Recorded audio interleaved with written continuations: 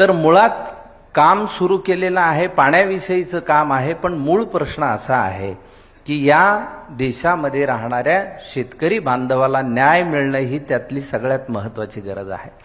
आज एवढं काम करत असताना सुद्धा विदर्भामध्ये शेतकऱ्याला जर आपली किडनी विकावी लागत असेल कर्जापोटी आणि कांद्याच्या दराला जर मार्केट मिळत नसेल शेतकऱ्याला, तर त्याच्यासारखं दुर्दैवी गोष्ट नाही।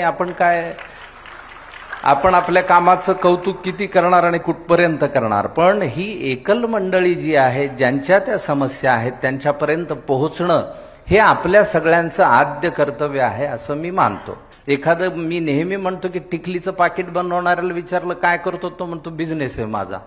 आणि धान्याच्या एका दाण्याचे हजारो दाणे करणारा शेतकरी बिझनेसमन कसा नाही, हा प्रश्न का नाही पडत आपल्याला। आणि ह्या निमित्ताने एवढंच सांगेन की या देशामधले सर्व शेतकरी सधन संपन्न व्हावेत, ह्या बातम्या बंद व्हाव्यात।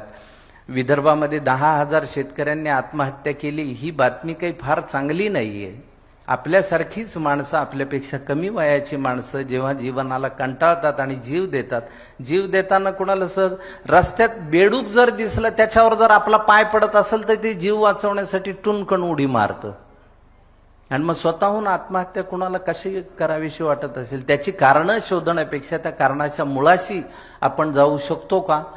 आपण सगळे मिळून जाऊ शकतो का? लोक सहभागातून जाऊ शकतो का? तर हो, जाऊ शकतो।